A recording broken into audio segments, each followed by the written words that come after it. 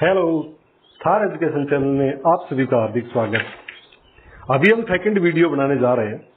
ये इस प्रकार का कोई वीडियो मोटिवेशन वीडियो नहीं है, इसको मोटिवेशन मत समझना। और वैसे कोई यदि देखना चाहे कि हाँ इससे हम मोटिवेट होते हैं तो उसको उस वे से भी समझ सकते हो। लेकिन कई बार क्या होता है, बोला कि मोटिवेट तो बहुत ज्यादा हो गए, अभी हमको पढ़ाई करनी है और क्या करनी चाहिए, वो चीज इसके अंदर है। मोटिवेशन एक टाइप से ये कंप्लीटली मोटिवेशन लेक्चर नहीं है।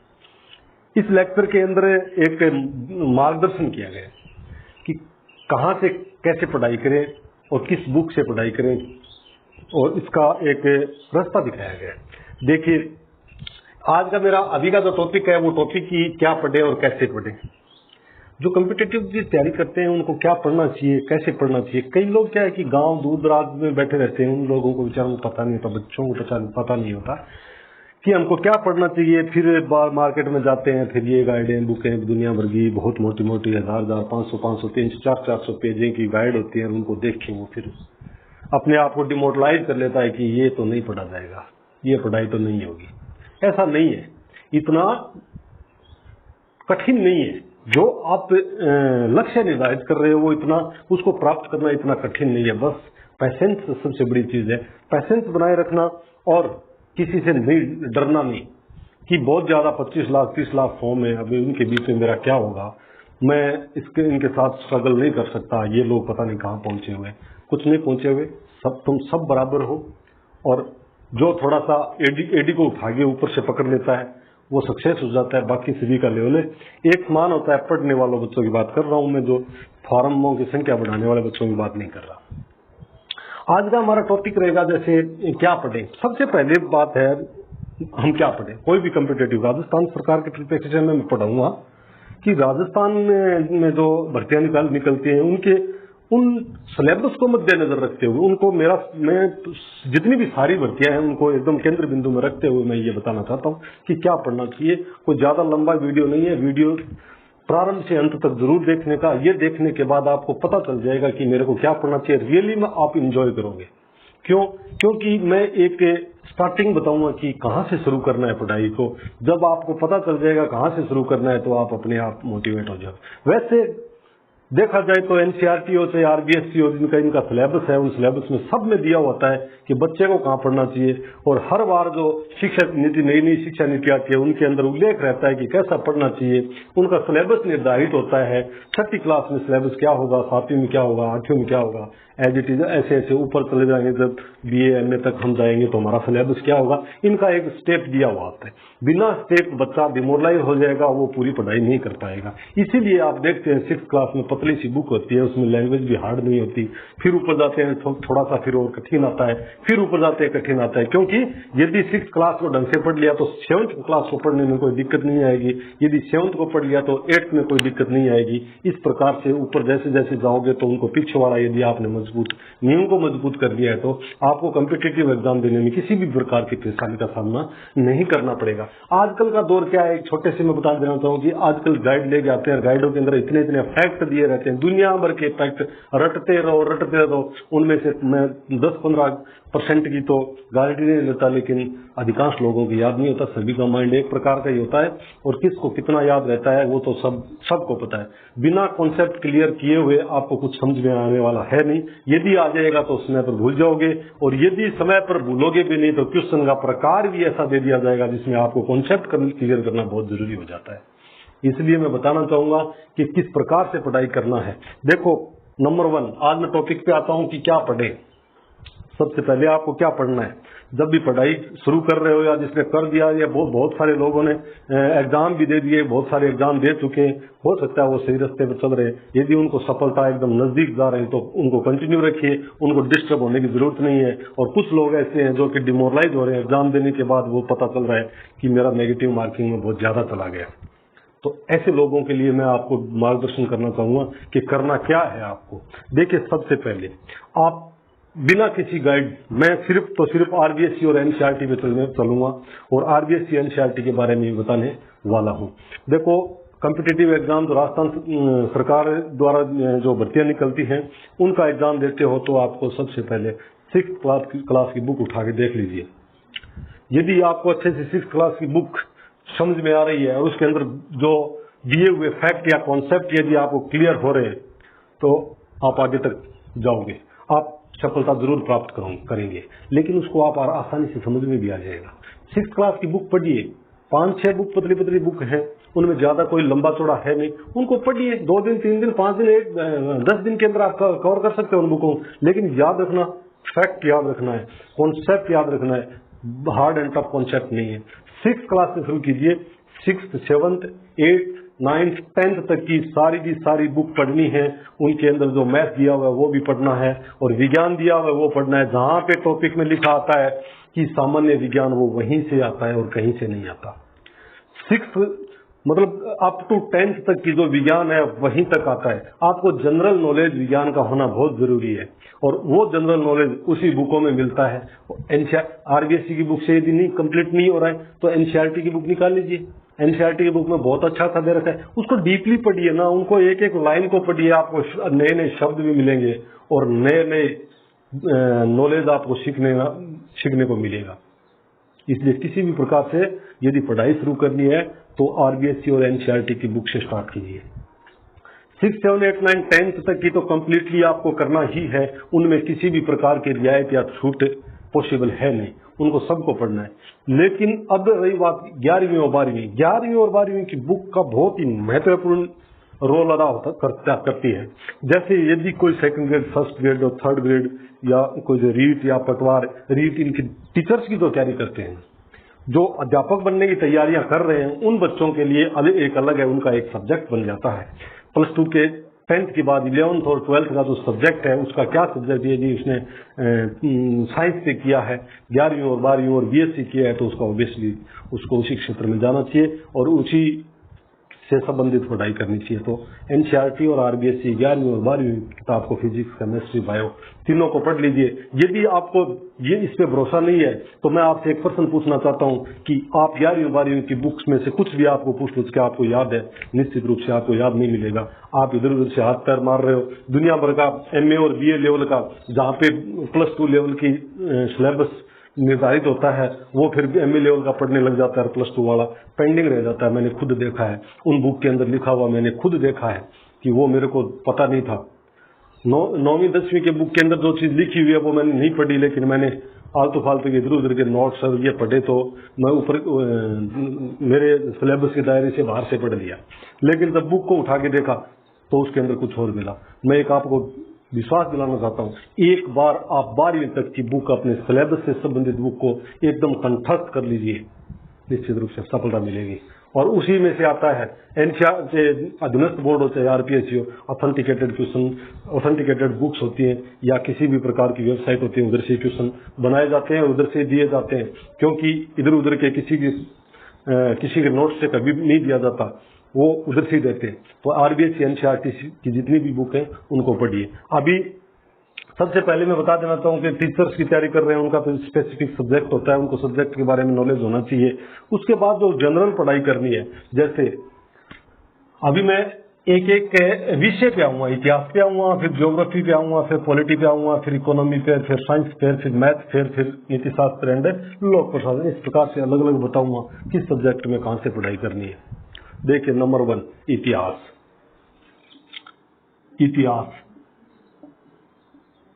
इतिहास क्या है? मैं दो मेरा टॉपिक है, दोनों एक साथ ले चलूंगा। क्या पढ़ें और कैसे पढ़ें? इतिहास पढ़ो। इतिहास में कहां से बुक ले गए? वही मैंने बताया, एनसीईआरटी, आरबीएससी की बुक। यदि उनमें से पढ़ के अच्छे से पढ़ के आप पीछे निकले हुए पेपर देखोगे, आरपीएससी एंड अधीनस्थ बोर्ड के पीछे पुराने पेपर निकाल के देखो, ये पूरा सिलेबस यदि आप पढ़ लोगे तो आपको मैक्सिमम अधिकांश क्वेश्चन वहां से मिल जाएगा। इतिहास को कैसे पढ़ना है? देखो, इतिहास की बुक है, वैसे देखा जाए तो इतिहास की +2 की आरबीएससी की जो अभी चल रही है, आरबीएससी की +2 की बुक आप यदि देखोगे तो बहुत ही बढ़िया बुक है, जिसमें जिसको फैक्ट चाहिए फैक्ट मिलेगा और जिसके कॉन्सेप्ट चाहिए कॉन्सेप्ट मिलेगा। लेकिन तो ऐसे नहीं पढ़ने का कि मैं सीधा 12वीं क्लास की जाके पढ़ दूं, बिल्कुल नहीं, समझ में नहीं आएगी और आपके कॉन्सेप्ट क्लियर नहीं होंगे। अब मैं बता रहा हूं इतिहास को कैसे पढ़े। इतिहास को पढ़ने के लिए पहले पूरे काल को विभाजित कर लीजिए। जिस प्रकार से हमारे सिलेबस के अंदर काल का विभाजन किया गया है, प्राचीन काल, मध्यकाल और आधुनिक काल, इन तीनों को विभाजन कर लीजिए, याद कर लीजिए कब से कब तक है। यहाँ पे मैं कब से कब तक है वो नहीं बताऊंगा क्योंकि वो फिर डीप हो जाता है, गहरा हो जाता है, लेकिन मैं यहाँ पे जरूर बताऊंगा कि 3 कालों में विभाजित किया गया पूरे इतिहास को। तो उन पूरे इतिहास को विभाजित करने के बाद आप टुकड़ों में पढ़ना शुरू कीजिए और टुकड़ों में पढ़ने के बाद उनको जोड़ना शुरू कीजिए। जैसे प्राचीन काल है, प्राचीन काल सिंधु घाटी सभ्यता से शुरू हुआ है और कहाँ तक आया और उस काल के दौरान क्या क्या घटनाएं घटित हुई है, कौन कौन सा वंश यानी किस किस का साम्राज्य रहा है, उस प्रकार का पूरा कॉन्सेप्ट आपको क्लियर करना पड़ेगा कि किस। अब आपको उस काल में जाना पड़ेगा। जब टीचर पढ़ाता है तो गुरु होते हैं, वो क्या करते हैं, जो असली में जो इतिहास पढ़ाते हैं वो उस काल में लेके जाते हैं।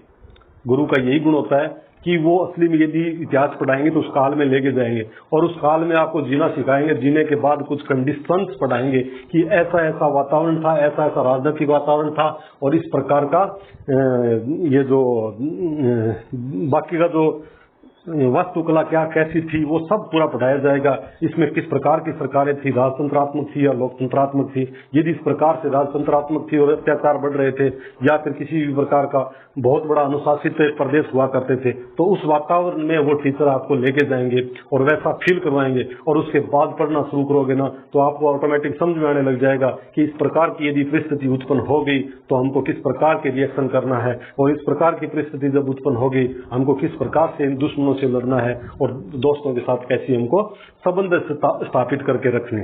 इस प्रकार से इतिहास को आपको 3 भागों में डिवाइड करना है। प्राचीन, मध्य और आधुनिक काल में डिवाइड करके ही पढ़ना पड़ेगा। इसके बाद भारत के परिप्रेक्ष्य में आपको पढ़ना है। भारत के परिप्रेक्ष्य में पूरा पढ़ोगे जो मैं पहले वाले वीडियो में बताया था पढ़ाई की ड्राइविंग कैसे करें, और इसके अंदर जब आपको भारत का पढ़ोगे तो आपको वहां तक पढ़ना है। आपको किसी भी प्रकार से इतिहास के अंदर पीएचडी नहीं करनी है। आपको जनरल नॉलेज होना चाहिए, आपको पता होना चाहिए इतिहास क्यों पढ़ रहे हो और साथ साथ में कोरिलेट करना है वर्तमान जीवन के साथ, तभी आपको इतिहास समझ में आएगा। और इतिहास पढ़ाई इसलिए जाता है कि भूतकाल में जितनी भी सफलता और असफलताएं हुई हैं वो किस प्रकार का शासन स्थापित हुआ तो इसमें सफलता मिली और किस प्रकार का शासन स्थापित हुआ और इस प्रकार की असफलताएं प्राप्त हुई और किस प्रकार के हमारे इस धरती पर धर्म और संस्कृति को बचाने के लिए लोगों ने त्याग और बलिदान दिया था। तो वर्तमान में क्या जरूरत है और इस प्रकार के व्यक्तित्व के होने की कितनी जरूरत है, कहां पर कौन सी सीमा तक हमको जाना चाहिए, इस प्रकार का हमको इतिहास में पढ़ने को मिलता है। इतिहास को देखा जाए तो इतिहास कहां तक डेवलप हुआ था और कहां जाकर के इतिहास खत्म हो गया था, कब राजनीतिक राजतंत्रात्मक आया, कब लोकतंत्र आया, इसके बारे में आपको पुराने इतिहास में भी मिलेगा कब आया कैसे आया। इसके बाद साथ साथ में राजनीतिक इतिहास के साथ साथ आप धार्मिक इतिहास भी देखने को मिलेगा। कौन से काल में धर्म अस्तित्व में आया, किस धर्म का उद्भव कब हुआ था, ये भी आपको इतिहास को पढ़ने को मिलेगा। और प्रत्येक धर्म के आने के बाद प्रतिक्रिया स्वरूप कुछ नया धर्म उत्पन्न होता है। किसी भी प्रकार से देख लो, जब वैदिक धर्म था तो वैदिक धर्म के प्रतिक्रिया स्वरूप बौद्ध धर्म और जैन धर्म का उद्भव हुआ और जैन धर्म और बौद्ध धर्म जब आया तो उसके बाद कुछ दूसरा धर्म उद्भव हुआ। और जैसे ही भारत के ऊपर यदि भारत के परिप्रेक्ष्य में देखा जाए तो भारत में जैसे ही मुस्लिम आक्रांताओं ने यहाँ पे आक्रमण करना शुरू किया तो उसके बाद एक दूसरा धर्म का उद्भव हुआ। इस प्रकार से धार्मिक इतिहास भी आपको पढ़ने को मिले। और जब ये इस प्रकार के नए नए धर्मों का उद्भव होता है तो उसके प्रतिक्रिया स्वरूप सामने विरोध होता है। उसको आज यदि आप कोरिलेट करोगे तो जरूर जब कोई किसी भी प्रकार की नीति लागू होती है और किसी भी प्रकार का जब नियम लागू होता है तो एक छोटे से संकुचित दायरे में यदि आप देखोगे तो वहां पर भी एक प्रकार से विरोध उत्पन्न होता है और विरोध के परिणाम स्वरूप नई क्रांति होती है और क्रांति के परिणाम स्वरूप कुछ नया रास्ता प्राप्त मिलता है। इस प्रकार से इतिहास को पढ़ना बहुत जरूरी है। इतिहास को पढ़ने के लिए मैंने आपको पहले भी बता दिया था कि 6वीं 7वीं 8वीं 9वीं 10वीं 11वीं 12वीं की बुकों को एकदम कंटेस्ट कर लीजिए। उसके बाद बीए की बुकों को पढ़ना जरूरी है क्योंकि बीए की बुक कहीं मिलती नहीं है। बीए की हम 1 वीक सीरीज पढ़ते हैं, हम संजीव पास बुक पढ़ते हैं, हम तरह तरह की गाइडें पढ़ करके और बीए कंप्लीट कर लेते हैं। ऐसा नहीं होता। बीए पढ़ने के लिए आप यूएमओयू ओपन यूनिवर्सिटी जो कोटा है वर्धमान, महावीर वर्धमान यूनिवर्सिटी कोटा जो है, उसकी वेबसाइट पर जाइए, दुनिया भर की किताबें पढ़िए, बीए एमए लेवल की दुनिया भर की किताबें पढ़िए। उनको यदि आप मोबाइल में पढ़ना चाहते हो तो मोबाइल में पढ़ सकते हो, अदरवाइज उनका प्रिंट निकाल कर उसको एक बाइंडिंग करवा के बुक बना सकते हो। आपके दुनिया जो आपको नहीं समझ में आ रहा हो पूरा का पूरा उस बुक से समझ में आ जाएगा। और फिर भी यदि इतिहास समझ में नहीं आता है तो आप एक ऐसे गुरुजी की, ऐसे चैनल का या ऐसे कोई अध्यापक को चुन लीजिए जो आपको इतिहास का कॉन्सेप्ट क्लियर कर सकता है। आप किसी भी वेबसाइट पर जो अच्छे अच्छे टीचर बहुत पढ़ाने वाले हैं, आप जो 11वीं और 12वीं में अभी अध्ययनरत हैं, उनका तो जो वहाँ पे टीचर है उनसे आप ज्ञान ग्रहण कीजिए। उनको निश्चित रूप से उनको बहुत अच्छा नॉलेज होगा, इसीलिए वो स्पेसिफिक क्षेत्र के अंदर उनका चयन हुआ है और वो आपको अच्छे से कॉन्सेप्ट क्लियर करवाएंगे। जो टीचर का काम ही कॉन्सेप्ट क्लियर करवाना की फैक्ट रटाना। इस प्रकार इतिहास को पढ़ने के लिए मैं आपको बीए की किताब बता दी, VMOU Kota, VMOU Kota, Kota university दे रही है हमारे राजस्थान के अंदर। ये एक यूनिवर्सिटी है जो कि बुक प्रोवाइड करती है। आप यदि प्राइवेट बीए और एमए करना चाहोगे तो आपके घर पे बहुत सारी बुकें आएंगी और उनका फीस भी कुछ ज्यादा है, 6-7 हजार रुपए तक फीस है। लेकिन डरना नहीं, 6-7 हजार रुपए में आपको बुक भी मिलेगी, आपको पढ़ने के लिए अच्छा मटेरियल मिलेगा। उन बुकों को तब तक अपने घर पे रखना है जब तक आपका अंतिम सिलेक्शन या अंतिम आपका लक्ष्य आप हासिल नहीं कर लेते, तब तक ये बुकें रखनी है। यदि एक सब्जेक्ट आप बीए कर रहे हो तो 3 सब्जेक्ट है, तो बीए आपको कुछ कॉम्पिटिटिव एग्जाम देने के लिए आपको इतने सब्जेक्टों की जरूरत है आर्ट के अंदर, तो आप किसी दोस्त को कोई और कर रहा होगा दूसरे सब्जेक्ट से तो उससे प्राप्त कर लीजिए। अदरवाइज आप वेबसाइट पे जाइए, दुनिया भर की किताबें हैं। वीएमओयू कोटा यूनिवर्सिटी या कोटा वीएमओयू बुक कर देना, वीएमओयू बुक। ऐसे करोगे तो एक वेबसाइट खुलेगी, उस वेबसाइट के ऊपर जाओगे तो आप खोलोगे तो इतनी सारी बुक है, कोई भी सब्जेक्ट से संबंधित आप बीए और एमए की बुक प्राप्त कर सकते हो। निःशुल्क है, वहां पे कोई शुल्क नहीं लिया जाता। बस बेशक आपको उसको डाउनलोड करना है, डाउनलोड का चार्ज लगेगा, वो लगेगा ही। और उसके बाद यदि प्रिंट निकाल के पढ़ना चाहते हो तो एकदम कम पैसे लगते हैं, एक पेज के 40 पैसे 50 पैसे में एक बुक बन जाएगी, 200-250 मतलब 100-150 रुपए में एक बुक के आपके पास तैयार हो जाएगी पढ़ने के लिए। ये रही इतिहास की। अभी इतिहास मैं सभी का एक एक करके बता रहा हूं तो थोड़ा शॉर्ट में बताऊंगा। उसके बाद आ जाता है ज्योग्राफी, भूगोल आता है। भूगोल वैसे देखा जाए तो ये जितने भी सब्जेक्ट मैंने साइड में लिखे, विषय लिखे, सबके मैं कोई भी गाइड का आपको प्रेफरेंस नहीं दूंगा। मैं सिर्फ तो सिर्फ एनसीईआरटी और आरबीएससी पर बात करूंगा और एनसीईआरटी और आरबीएससी ही आपके लिए सर्वोत्कृष्ट मतलब अच्छी रहेगी। अब मैं भूगोल का, अब कहां से पढ़ाई कैसे पढ़े, भूगोल से उधर ही जाइए। ज्योग्राफी की बुक 6ठी क्लास की बुक निकाल के दीजिए, मैं आपको खोल के रखता हूं। जो ज्योग्राफी की तैयारी करना चाहता है, जो राजस्थान कॉम्पिटिटिव की तैयारी करना चाहता है, मैं यदि बुक लेकर आप सामने बैठ जाओ, मैं कोई क्वेश्चन पूछूंगा 6ठी क्लास की एक जो ज्योग्राफी का सेक्शन है, छोटा सा पतला सा बुक है, उसमें यदि मैं आपको क्वेश्चन पूछूंगा, आप गारंटी लेता हूं आपको 40 से 50% आप बता नहीं पाओगे। 6th क्लास की बुक है और आप बता नहीं पाओगे, आप बहुत बड़े कंपटीशन की तैयारी कर रहे हैं। इसलिए बता रहा हूँ ज्योग्राफी जो 6ठी क्लास से शुरू होती है और 12वीं तक जो जाती है ज्योग्राफी, उनको पढ़ोगे तो आपको ए टू जेड समझ में आ जाएगा। ध्यान रहे, देखो ज्योग्राफी की मैं बता दिया कहां से पढ़ना है। और सेम वीएमओयू, ये पूरी की पूरी बुकें हैं वीएमओयू, वीएमओयू कोटा, कोटा की वेबसाइट पर पूरी पूरी बुकें रखी हुई है। पूरी बुकें पड़ी हुई है। कोई भी राजस्थान के अंदर ऐसा यूनिवर्सिटी है जिसमें इतनी सारी बुकें मिलेगी, कहीं नहीं मिलेगी, सिर्फ कोटा के ऊपर मिलेगी। जहां तक मैंने देखा है, जहां तक मैंने सर्च किया है, मैंने ढूंढा है, वहां तक मुझे यहाँ पे मिली सारी की सारी। और मैंने इनके मेरे जो रिक्वायरमेंट की थी उन बुकों को सबको मैंने प्रिंट मार के बाइंड अप करके इनको पढ़ा है। मैंने आप अच्छे से मैंने खुद देखा है कि कैसे कॉन्सेप्ट क्लियर करते हैं। आपने जो कॉन्सेप्ट कभी सुने नहीं होंगे वैसे कॉन्सेप्ट आपको क्लियर करवाएगी ये बुकें। उसके बाद हम भूगोल पे आते हैं कि भूगोल कहाँ से पढ़े। बस सेम वही रास्ता है पढ़ने का, एनसीईआरटी, आरबीएससी और वीएमओयू। NCERT, RBSC. अच्छा, इनको फिर मैं कमांड में एक बता देना चाहता हूँ, भूगोल के ऊपर जाने से पहले बता देना चाहता हूँ कि ये बुक कहाँ से ले गए हैं। इन बुकों का सोर्सेज बहुत ज्यादा है, वाइड है, बहुत लंबा चौड़ा है, बहुत जगह मिलेंगी आपको। रही बात देखो आरबीएससी, राजस्थान की जो राजस्थान बोर्ड की जितनी भी बुकें कहाँ मिलेगी, सीधे चले जाइए आरबीएससी, राजस्थान माध्यमिक शिक्षा बोर्ड अजमेर के वेबसाइट बनी हुई है, उस पर जाइए। ठीक है, उसमें मत जाइए, वहां पे देखोगे, मोबाइल में देखोगे, क्योंकि आपका जो कम से कम समय में और अधिक से अधिक यदि आप लाभ प्राप्त होता है ना, उसको सबसे बड़ा मैनेजमेंट बोलते हैं। कम से कम समय में, कम से कम खर्चे में, कम से कम लोगों के प्रयास से जो अच्छा लक्ष्य प्राप्त कर लेता है या लक्ष्य हासिल कर लेता है, उसको अच्छा मैनेजमेंट बोलते हैं।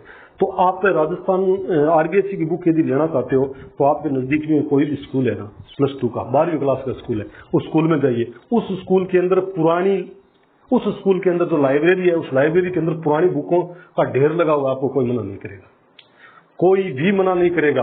पुरानी बुक ले जाइए, पुरानी बुकों के अंदर ज्ञान का भंडार है, उनको ले जाइए, कोई पैसे नहीं लेगा। यदि कोई बोलता है कि वापस देना, तो उनसे रिक्वेस्ट कीजिए कि सर मैं 1 महीने में, 15 दिन में, 20 दिन में पढ़ के एज इट इज जैसी बुक है मैं वापस पहुंचा दूं। कोई दुनिया के अंदर नहीं है जो आपको मना करेगा, पढ़ाई करने वाले बच्चों को कोई मना नहीं करेगा। आरबीएससी की जितनी भी बुकें सारी मिल जाएंगी। हाँ, ध्यान रखो, आरबीएससी की बहुत सारी बुकें हैं, उस स्कूल में नहीं मिलेगी। उस स्कूल में वही बुक मिलेगी जो उस स्कूल के अंदर +2, 11वीं और 12वीं में जो सब्जेक्ट लगता है। बाकी 10वीं तक की सारी बुकें सब विद्यालयों में मिलती हैं, निःशुल्क मिलती हैं, और वो पुरानी बुकें हो जाती है, वापस जब जमा हो जाती है तो बहुत सारा मतलब ढेर का ढेर लगा रहता है, उनमें छांट के अच्छी बुक छांट के लेके आना। रही बात 12वीं और 11वीं और 12वीं में, 11वीं और 12वीं की बुकें वही मिलेंगी जो बुक, जो सब्जेक्ट उस स्कूल में लागू है।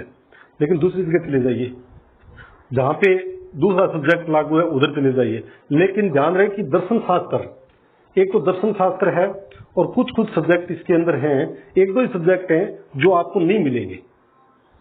उन सब्जेक्टों को आप कहीं जाके नया बुक ले लीजिए। उसका प्रिंट क्या है, प्रिंट रेट उसका 30-40 रुपए मिलेगा, 30 से 40 रुपए। और यदि आप कोई सेकंड हैंड लेना चाहो तो बहुत सारे स्टोर हैं सेकंड हैंड, वो 20 रुपए में आपको मिल जाएगी, 15 रुपए में मिल जाएगी, और उसको वापस भी देगा, वो वापस भी खरीद लेंगे। तो वो आप मतलब 40% में वो वापस भी ले लेते हैं, तो कोई फायदा मतलब किसी प्रकार का नुकसान नहीं है। कोई ज्यादा किसी गाइड का पैसे देने की कोई जरूरत नहीं है, सारी की सारी गाइडें इधर से तैयार की जाती है, इन्हीं बुकों से तैयार की जाती है। उसके बाद आरबीएससी का मैंने बता दिया। अब रही बात एनसीईआरटी, एनसीईआरटी कहां से ले गए? एनसीईआरटी केंद्रीय विद्यालय में जो सिलेबस लागू होता है वो, लेकिन राजस्थान सरकार के द्वारा भी 9th तक, तो जहां तक मैंने पढ़ा है 9th तक सिलेबस एनसीईआरटी के इक्वल कर दिया है। तो 9th तक जो सिलेबस है वो हमारे राजस्थान सरकार के अंदर जो लागू है वही एनसीईआरटी, आरबीएससी इक्वल एनसीईआरटी हो गया है। एनसीईआरटी इक्वल आरबीएससी मतलब 6th to 9th क्लास तक बराबर कर दिया, तो वही है। अब 10वीं 11वीं 12वीं की बात है। 10वीं 11वीं 12वीं के लिए आप एनसीईआरटी की वेबसाइट पर जाइए, वही एनसीईआरटी की वेबसाइट है, वहां पे मिल जाएगी। ई पाठशाला है, ई पाठशाला करके एक ऐप है, ई पाठशाला, ई पाठशाला, ई पाठशाला करके ऐप है। उस ऐप के अंदर मतलब 1st क्लास से लेकर के 12वीं तक की सारी बुकें अवेलेबल है, वो भी दोनों मीडियम, हिंदी और इंग्लिश। जो भी आप हिंदी सेलेक्ट करोगे तो आपकी हिंदी का बुक खुल जाएगा, उसको डाउनलोड कर लीजिए, मोबाइल के अंदर पढ़ सकते हो उसको। इसके अलावा यदि आप वहीं पर नहीं पढ़ना है, आपको प्रिंट निकालना है, तो आप वेबसाइट एनसीईआरटी की वेबसाइट पर जाइए, वहां पे बुक अवेलेबल है, उसका पर्टिकुलर बुक का प्रिंट निकाल लीजिए। प्रिंट बाहर जाके प्रिंट, जहां भी जेरॉक्स मशीन है उससे प्रिंट बनवा के बाइंड करवा लीजिए। लेकिन ये अच्छा है कि ई पाठशाला है, वो दिए इसलिए है। ई पाठशाला एक जो ऐप दिया है केंद्र सरकार के द्वारा, जो लॉन्च किया गया, उसका मतलब यही है कि दूर दराज पर बैठे लोगों को आसानी से शिक्षा की प्राप्ति कर सके, आसानी से जितनी भी सुविधाएं हैं वो प्राप्त कर सकता है। इसमें बहुत आसानी से आप सारी की सारी बुकें निकाल के पढ़ सकते हो। अभी मैं बता दिया आरबीएससी, एनसीईआरटी और ई पाठशाला ले लो। अभी हमारा टॉपिक पे आ जाओ, वापस भूगोल पे आ जाओ। भूगोल कहां से कैसे पढ़े बता दिया मैंने, कहां से पढ़े। जो भी बुक है वो सारी की सारी मैंने बता दी कि कहां से पढ़े, वो रास्ता वही है, Kota, RBSC, NCERT, NCERT, RBSC, Kota open.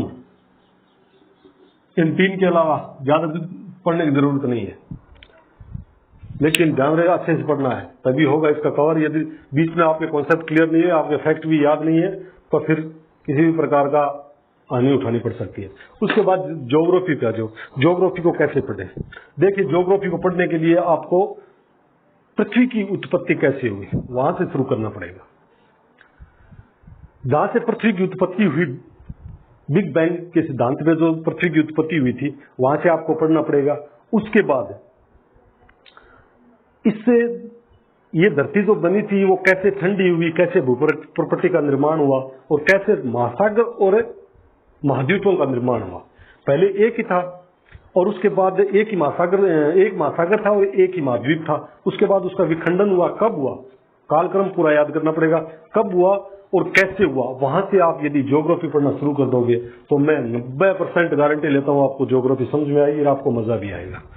यदि आप बीच बीच में आओगे कि मेरे को मिट्टी पढ़नी है, भारत की मिट्टी कितनी प्रकार की है, राजस्थान की मिट्टी कितनी प्रकार की है, जरूर आप पढ़ लोगे, आपको समझ में भी आ जाएगा। लेकिन आप रट लोगे तो आप भूल जाओगे। लेकिन इस रास्ते पे यदि जाओगे आप, पृथ्वी की उत्पत्ति कैसे हुई, उसके बाद भूप्रकृति का निर्माण कैसे हुआ, उसके बाद ज्वालामुखी निकली, दरारी ज्वालामुखी निकली, उसके बाद ये जो एक महाद्वीप था वो महाद्वीप का विखंडन शुरू हुआ, ऐसे कर करके लास्ट में 7 महाद्वीपों की उत्पत्ति हुई। और कब कब ज्वालामुखी का उद्गार हुआ, कहां कहां पे हुआ और कब कब किस चट्टान का निर्माण हुआ, कब कब किस नदी का निर्माण हुआ और कब महासागरों का व कब पर्वत की चोटियों का निर्माण हुआ।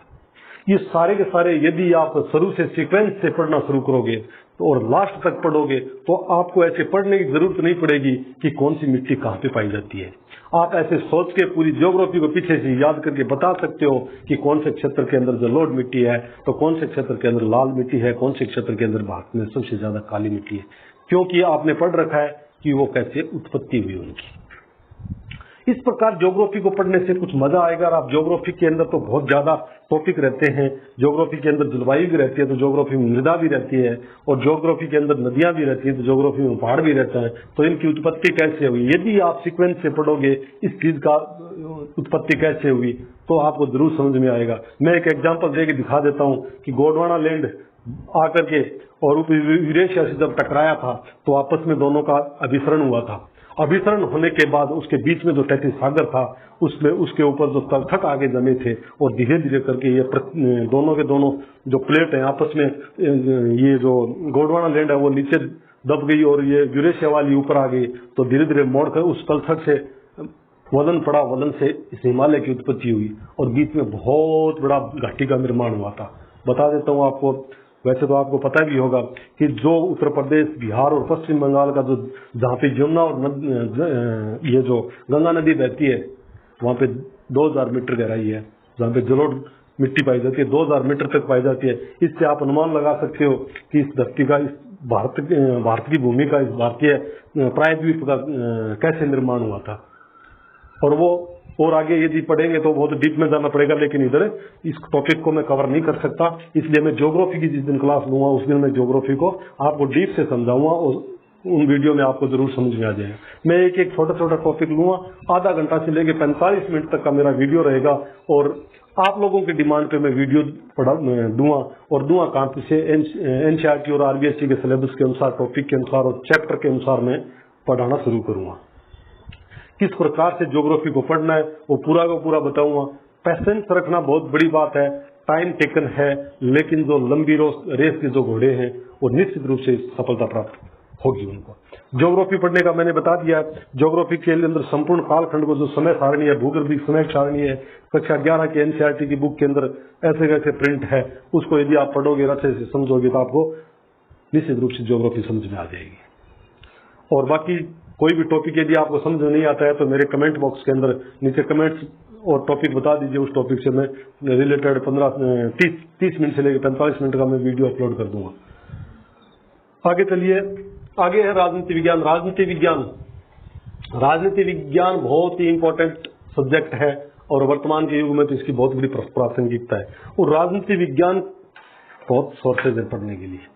राजनीति विज्ञान को यदि आप पढ़ोगे तो राजनीति विज्ञान दो तरह की होती है, 2-3 प्रकार से होती है। इनको राजनीति विज्ञान का यदि विभाजन किया जाए तो हम राजनीति विज्ञान का एक इतिहास ही हमको पढ़ना पड़ता है। जो भारतीय परिप्रेक्ष्य में यदि राजनीति विज्ञान का इतिहास पढ़ें तो 1772 से लगभग 1772 के आसपास से शुरू होता है। और राजनीति विज्ञान कहाँ से पढ़े, एनसीईआरटी, आरबीएससी, कोटा, तीनों को मेरा प्रेफरेंस दूंगा। इसके बाद राजनीति विज्ञान कहाँ से पढ़े। राजनीति विज्ञान की एक भारतीय संविधान की बुक है,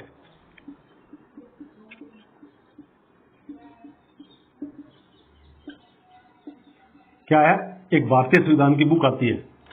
छोटी ले लो, बड़ी ले लो, बहुत बड़ी ले लो, क्योंकि जैसा जैसा लोगे वैसा ही उसके अंदर मटेरियल आएगा। भारतीय संविधान की जो बुक आती है उसके अंदर हमारी प्रस्तावना से लेकर के लास्ट अनुसूची 12 तक का उल्लेख मिलता है। उसके अंदर सारी जो अनुच्छेद हैं भारतीय संविधान में, जितने भी अनुच्छेद हैं वो सब हैं। लेटेस्ट लोगे तो उसमें संशोधन किया हुआ पूरा का पूरा उसके अंदर मिल जाएगा, लेकिन इसका संशोधन होता रहता है बीच बीच में। भारत के संविधान में संशोधन होता रहता है, क्योंकि यार लचीला भारतीय संविधान इतना खूबसूरत लचीला है, कठोर भी है, साथ साथ में लचीला भी है। एक खूबसूरत जो संविधान है उसकी तो अलग ही पहचान होती है। इसमें बहुत सारे संशोधन होते हैं, समय के साथ होने भी चाहिए और जो कि भारत में होते भी है। उस बुक को खरीद लो। उस बुक को, जो लंबी रेस के घोड़े हैं, उस बुक को अनुच्छेद एक एक अनुच्छेद रटने की जरूरत नहीं है, किसी भी तरह से रटने की जरूरत नहीं है। पहले सेक्शन पढ़ना पड़ेगा, अलग अलग अनुच्छेद पढ़ना पड़ेगा। एक बार पूरी थोड़ी इस किताब को पढ़ लोगे, थोड़ा देख लोगे, माइंड में थोड़ा सेट कर लोगे, उसके बाद राजनीति विज्ञान अलग फिर बाद में शुरू करना होता है। तो राजनीति विज्ञान पूरा का पूरा संविधान के ऊपर टिका हुआ है। भारतीय संविधान के जितने भी अनुच्छेद हैं उनके ऊपर ही राजनीति विज्ञान टिका हुआ है। और केंद्र के परिप्रेक्ष्य में पढ़ लो चाहे राज्य के परिप्रेक्ष्य में पढ़ लो, पूरा का पूरा अनुच्छेद है उसके अंदर दिया हुआ है। और क्या पढ़ना चाहिए वो ये भारतीय संविधान की बुक है, वो राजनीति विज्ञान में संपूर्ण बता देगी, पूरा का पूरा बता देगी। एक राजनीति विज्ञान के छात्र को एक प्रस्तावना, भारतीय संविधान की प्रस्तावना तो निश्चित रूप से कंठस्थ होनी चाहिए। जो आजकल के कॉम्पिटेटिव एग्जाम की तैयारी कर रहे हैं उनको भारतीय संविधान की प्रस्तावना दिमाग में होनी चाहिए। मूल कर्तव्य, जो 11 मूल कर्तव्य हैं, उन मूल कर्तव्यों को भी कंठस्थ होना चाहिए। और उनको ऐसा नहीं सैद्धांतिक रूप से आपने कंठस्थ कर लिया, उनका पालन नहीं कर, उनका पालन भी करना चाहिए। क्योंकि हमारा मूल कर्तव्य है वो एक देश के अंदर एक पुरानी हमारी जो विरासत है, वसुदेव कुटुंबकम वाली भावना तथा नैतिकता को एक जन्म देती है।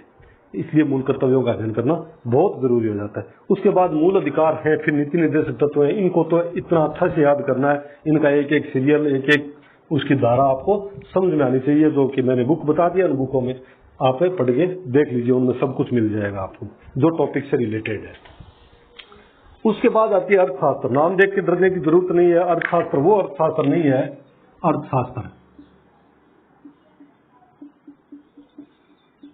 अर्थशास्त्र वो नहीं है जो हम बीए में और एमए, जो बीए करते हैं, एमए करते हैं, बाद में जो पढ़ते हैं, वो अर्थशास्त्र नहीं है। जनरल नॉलेज अर्थशास्त्र का जरूरी है। जनरल नॉलेज, कोई पीएचडी करने की जरूरत नहीं है, कोई बीए करने की जरूरत नहीं है। इसका जनरल नॉलेज होना चाहिए। और जनरल नॉलेज जब आपको पता हो जाएगा तो आप अर्थशास्त्र को आप आसानी से पढ़ सकते हो। इसके अंदर मुख्य रूप से देखा जाए तो गरीबी है, एक मुद्रास्फीति है, एक बेरोजगारी है, एक जीडीपी है। इस प्रकार के कुछ टॉपिक्स हैं। इन टॉपिकों को आप उनकी आरबीएससी की जो 11वीं 12वीं बुक है उनको पढ़ लोगे ना, तो ये इस प्रकार के 5-7 टॉपिक हैं वो आप समझ लोगे।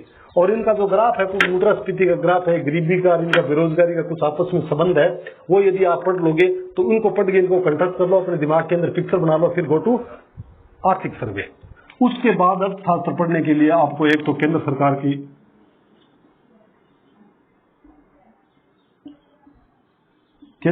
की जो आर्थिक सर्वे है, और एक है राजस्थान सरकार की जो आर्थिक सर्वे है, इनमें से ही क्वेश्चन आते हैं। पीछे आए भी है और आगे भी इन्हीं में से आएंगे। अब कोई बोल देगा कि सर आर्थिक सर्वे भारतीय और केंद्रीय, इसके अलावा भी क्वेश्चन आ गए। बिल्कुल नहीं आएगा, मैं बता रहा हूं, इन्हीं में से आएगा। बताता हूं कैसे आ गए वो। जैसे ये दोनों केंद्र और राज्य सरकार ने जो आर्थिक सर्वे है वो फरवरी यानी 2022 में निकली है। इनकी सर्वे, आर्थिक सर्वे 2022 फरवरी में निकली है। और एग्जाम हो रहा है अक्टूबर में। जब अक्टूबर में, अगस्त, अक्टूबर, सितंबर और नवंबर, दिसंबर, जनवरी, फरवरी तक जो एग्जाम होगा इनमें से आएगा। लेकिन ध्यान रखना, फरवरी 2022 यानी कि पूरी 2022 जनवरी से ले लो, क्योंकि ये तैयार, जब ये आर्थिक सर्वे तैयार की जाती है तो लगभग 31 दिसंबर तक का डाटा इसके अंदर रहता है। जनवरी के बाद उसका, दिसंबर के बाद का डाटा इस बुक में नहीं रहता।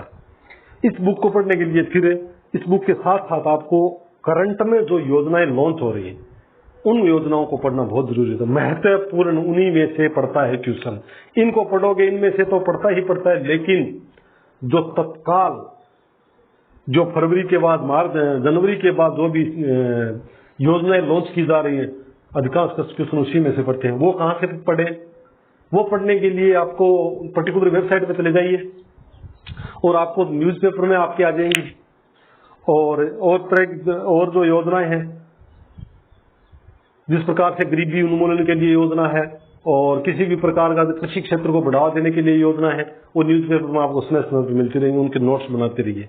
उसके बाद एक राज्यसभा जो टीवी है वो अभी बदल के शायद संसद टीवी के नाम से नाम परिवर्तन कर दिया है, उसके ऊपर भी आपको अधिकांश मटेरियल मिल जाएगा। आर्थिक सर्वे की वीडियो में अभी मेरा जो चल रहा है, राजस्थान का आर्थिक सर्वे चल रहा है। मैं औद्योगिक विकास वाला चैप्टर नंबर 4 से शुरू किया है और 30-30 मिनट का वीडियो है, लगभग 30 मिनट का, कोई 25 मिनट का, लेकिन अभी उसको मैं आगे बढ़ा के 30 से 45 मिनट का कर रहा हूं। तो उसमें आपको अच्छे से समझ में आ जाएगा। वहां से आप आर्थिक सर्वे पढ़ लीजिए। और आर्थिक सर्वे की आपको पहले वाले वीडियो मैंने बताया कि कब वो बुक कैसे डाउनलोड करनी है, कैसे करना है। तो वो बुक डाउनलोड करने के बाद आप मेरा वीडियो देखेंगे तो आपको इजीली समझ में आ जाएगा। और आर्थिक सर्वे बुक से पढ़ोगे तो बुक में तो अलग अलग टॉपिक दिया हुआ है कि ये योजना है, इतने तारीख से लॉन्च हुई है और इसके अध्यक्ष ये है और उसका उद्देश्य ये है, ऐसे सब कुछ मिलेगा। लेकिन मैं जो आपको वीडियो बताऊंगा वो आपको कोरिलेट कराऊंगा आपस में। सेवा क्षेत्र को कृषि क्षेत्र से, कृषि क्षेत्र को हम कराएंगे औद्योगिक क्षेत्र से, इनसे आपस में एक त्रिकोण बना देंगे। जो देखो क्षेत्र होते हैं 3 है, सेवा, कृषि और उद्योग। इनका जो चैप्टर है वो चैप्टर अलग अलग है उसके बुक के अंदर, लेकिन मैं जो कराऊंगा तो इनको आपस में को रिलेटेड कराता रहूंगा कि सेवा क्षेत्र का उद्योग पर क्या प्रभाव पड़ेगा, उद्योग का सेवा क्षेत्र पर, कृषि क्षेत्र पर क्या प्रभाव पड़ेगा और कृषि क्षेत्र है वो सेवा को कैसे प्रभावित करता है। इस प्रकार का मैं उस वीडियो के अंदर आपको कॉन्सेप्ट क्लियर करा दूं। बिल्कुल कॉन्सेप्ट क्लियर कराता हूँ। पढ़ना और फैक्ट रटना आपका काम है और रटना नहीं पड़ेगा, आपको ये याद रखना पड़ेगा। और उस जमाने में लेके जाऊंगा जिस जमाने में वो योजनाएं लागू हुई है और योजना का लागू करने का उद्देश्य क्या है वो भी मैं आपको बताऊंगा। एक मजबूरी, एक आवश्यकता हो जाती है, किसी भी योजना को लाने की एक आवश्यकता हो जाती है, क्योंकि हमारे जन कल्याणकारी जो सरकारें हैं, जो लोकतंत्रात्मक तथा समाजवादी सरकारें हैं, उनका कार्य ये हो जाता है कि अधिक से अधिक जन कल्याण करें। तो जन कल्याण के लिए फिर योजनाएं, निश्चित रूप से योजनाएं भी नई नई लॉन्च करनी पड़ेगी। तो अर्थशास्त्र कहां से पढ़ना है वो मैंने आपको इधर बता दिया। उसके बाद है विज्ञान और गणित को यदि देखा जाए, आप अभी हाल ही में वो वीडियो के जो एग्जाम हुए और बहुत एग्जाम हुए जिसके अंदर मैथ पूछा गया है और साइंस पूछा गया है, ये सारे के सारे जितने भी पूछे गए ना, ये लगभग बता रहा हूं, लगभग 10th लेवल के विज्ञान, 10th लेवल के। सामान्य विज्ञान तो 10th लेवल का होगा। जब टीचर की तैयारी करें, सेकंड ग्रेड, फर्स्ट ग्रेड की तैयारी करें, निश्चित रूप से उनका 10th लेवल का तो नहीं होना चाहिए। बीएससी उन्होंने किया है, बीएड किया पर्टिकुलर सब्जेक्ट के अंदर, तो उनको उस सब्जेक्ट नहीं पूछेंगे, उस सब्जेक्ट से रिलेटेड पूछेंगे, उसको डीप में पढ़ना पड़ेगा। लेकिन जो सामान्य विज्ञान की बात कर रहा हूँ, जो साधारण रूप से जो लोग वीडियो, पटवार, रीट और फर्स्ट ग्रेड जिसके अंदर जो कुछ पोर्शन आता है, इनमें जो, और एसएससी सीजीएल है, बैंकिंग है, इस प्रकार के जो एग्जाम है ना, इनमें जो जिसमें सामान्य विज्ञान का नाम दिया रखा है, सामान्य विज्ञान, जहां पे सामान्य विज्ञान का नाम है वहां पे इतना ही पूछा जाता है। उसको थोड़ा सा अच्छे से याद करना है और अच्छे से उनके कॉन्सेप्ट क्लियर करना है, तभी आपको ये विज्ञान भी आपका क्लियर हो जाए। सेम मैथ का भी यही है, 10वीं तक की मैथ अच्छे से पढ़ लो, 11वीं 12वीं की मैथ और आगे की बीएससी की मैथ पढ़ने की जरूरत नहीं है। मैथ का जनरल नॉलेज होना चाहिए आपको। दर्शन शास्त्र आपको नया लग रहा होगा। दर्शन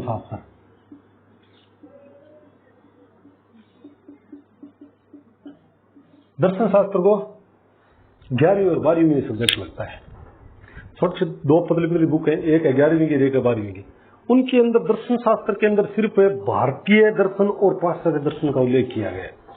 इसमें क्या, लोगों जो अच्छे लोग थे उनके जीवन का दर्शन पढ़ाया जाता है और उनके जीवन के दर्शन का वर्तमान में बहुत प्रासंगिकता बन जाती है। चाहे महात्मा गांधी हो, चाहे रविंद्रनाथ टैगोर हो, चाहे बाल गंगाधर तिलक हो, चाहे अपना भगत सिंह हो और चाहे डॉक्टर अंबेडकर महोदय हो, चाहे जवाहरलाल नेहरू हो, इस प्रकार इन लोगों का, इन जो महान विभूतियां हैं उनके दर्शन के बारे में पढ़ना होता है, ताकि इन लोगों का दर्शन, जो विचारधारा है, उस विचारधारा अपने देश को कहाँ तक सफलता हासिल करने में कामयाब हुई। उसके बाद कुछ पाश्चात्य दर्शन है, जैसे प्लेटो है, अरस्तु है, मैकियावली है, हॉब्स है, ये जो पाश्चात्य दर्शन है उनका भी अध्ययन इधर इम्पोर्टेंट हो जाता है। इसके अंदर सबसे ज्यादा जो महत्वपूर्ण है वो गीता है। गीता का दर्शन पढ़ना बहुत जरूरी है। साथ में फिर महात्मा गांधी का दर्शन पढ़ना बहुत जरूरी है। इन दोनों के, महात्मा बुद्ध का दर्शन पढ़ना बहुत जरूरी है, और जैन धर्म यानी महावीर स्वामी का दर्शन पढ़ना। ये 5-6 दर्शन है। इन दर्शन भारत की परिप्रेक्ष्य में यदि पढ़ना चाहे तो इनसे बाहर पढ़ने की जरूरत है नहीं, और इनसे यदि पढ़ लोगे तो आपको बहुत अच्छी सफलता प्राप्त होगी। ये दर्शन एक ऐसी चीज है, आजकल वर्तमान में जब आरएस की तैयारी करते हैं तो उसमें एथिक्स शब्द, एथिक्स एक पार्ट जोड़ा गया है 65 के आसपास का, एथिक्स। उस एथिक्स में ये दर्शन शास्त्र आता है। उस एथिक्स के अंदर मतलब इसको जोड़ा है इसलिए नैतिकता को मतलब बढ़ावा देने के लिए जोड़ा गया है। वर्तमान में जो भ्रष्टाचार, लाल फिताशाही, नौकरशाही, इस प्रकार के जो ये हमारे समाज को जो दूषित कर रहे हैं, उनको कम करने के लिए, उनको समाप्त करने के लिए इस एथिक्स शब्द को जोड़ा गया है। और एथिक्स का वेटेज जो है लगभग आ रही है इसके अंदर 65 का है। और ऐसे एथिक्स का मैंने ये भी देखा है, उसके अंदर भी है सेकंड ग्रेड टीचर जो कला से एग्जाम देंगे, जो आर्ट की तरफ से, एसएसटी की तरफ से जो एग्जाम देंगे, उनमें एथिक्स, उसमें दर्शन शास्त्र उसमें इंक्लूड किया गया है। तो इस प्रकार इस दर्शन शास्त्र का अध्ययन आप 11वीं 12वीं की बुक से कर लीजिए। और आगे लोक प्रशासन। लोक प्रशासन तो एक राजनीति विज्ञान से मिलता जुलता सब्जेक्ट है। अब लोक प्रशासन कैसे पढ़े भाई? लोक प्रशासन, लोक प्रशासन, अब लोक प्रशासन वैसे देखा जाए तो ये जो पुराना नहीं है, कोई नया पुराना सब्जेक्ट नहीं है। इसका उद्भव हुआ था वो बुक का, यानी इसका उद्भव हुआ अमेरिका से हुआ था। और लोक प्रशासन पहले था सिंधु घाटी सभ्यता से लेके, यदि आप पढ़ो तो इसके कोई न कोई परिप्रेक्ष्य में आपको लोक प्रशासन मिल जाएगा, लेकिन लोक प्रशासन की डेफिनेशन वहां पे नहीं मिलती है। और नहीं ही लोक प्रशासन उस टाइम कोई विषय था, और नहीं लोक प्रशासन से संबंधित उसको राजनीति विज्ञान में मिक्स करके पढ़ा जाता था। लेकिन उसके बाद लगभग 18वीं शताब्दी में इस लोक प्रशासन विषय का उद्भव हुआ था, और फिर भारत में हुआ, फिर राजस्थान में भी आ गया ये लोक प्रशासन। इसको बीए और एमए सब्जेक्ट के रूप में इसको जोड़ा गया है। और इसको भी लोक प्रशासन की 2 बुक है, 11वीं में और 12वीं में दोनों में 2 बुक लगती हैं, उनको पढ़ लीजिए। और कोटा यूनिवर्सिटी वाली बुक जिंदाबाद है, वहां भी आप जाके उसको पढ़ सकते हैं। और कोई ज्यादा टफ सब्जेक्ट नहीं है, लोक प्रशासन से संबंधित, शासन व्यवस्था से संबंधित ये विषय है। इसके बाद एक सब्जेक्ट में भूल रहा था, वो है चित्रकला। चित्रकला नाम देख के ये मत समझना कि चित्रकला है, ये क्या है। चित्रकला, यहाँ पे जो चित्रकला है वो नहीं है, वो ड्राइंग करते हैं, ऐसे बहुत मजे वाला सब्जेक्ट है, वो ड्राइंग करेंगे, अच्छी पेंटिंग करेंगे, वो सब्जेक्ट नहीं है। 11वीं 12वीं की बुक उठाई देखना कौन सा सब्जेक्ट है। 11वीं के अंदर एक बुक है, 12वीं के अंदर, उसमें चित्रकला का सब्जेक्ट देखना कैसा है। अरे चित्रकला के अंदर क्या दिखाया गया उस बुक में? चित्रकला ऐसा छोटा मोटा एरा गैरा सब्जेक्ट नहीं है। चित्रकला का बहुत भी महत्वपूर्ण योगदान है वर्तमान में जो कंपटीशन की तैयारी कर रहे हैं उनके लिए। उसमें क्या लिखा हुआ है? उसमें लिखा हुआ है सिंधु घाटी सभ्यता से लेकर के आज तक कौन कौन से चित्रों का उद्भव हुआ था, और किस किस प्रकार के चित्र थे उनका दिन, और उन चित्रों के आधार पर आर्थिक, सामाजिक और राजनीतिक जीवन की व्याख्या की जा सकती है। कौन से काल में कैसा चित्र था, किस काल में उस चित्र के आधार पर कैसी राजनीतिक व्यवस्था थी, कैसी सामाजिक अर्थव्यवस्था थी, और कैसी सामाजिक व आर्थिक अर्थव्यवस्था थी, इस प्रकार का उन चित्रों में मिलता है। और ये सारा का सारा जितना भी चित्रकला से रिलेटेड सब जो सिलेबस दिया हुआ आता है, या फिर कला और संस्कृति से संबंधित आता है, वो इसी में से आता है। आरएस की पढ़ाई करने के लिए आप राजस्थान के इतिहास होता है, कला और संस्कृति, चाहे भारतीय हो चाहे राजस्थान की हो, भारत की कला और संस्कृति यदि आरएस के परिप्रेक्ष्य में यदि पढ़ना है तो 11वीं 12वीं की बुक पढ़ लीजिए।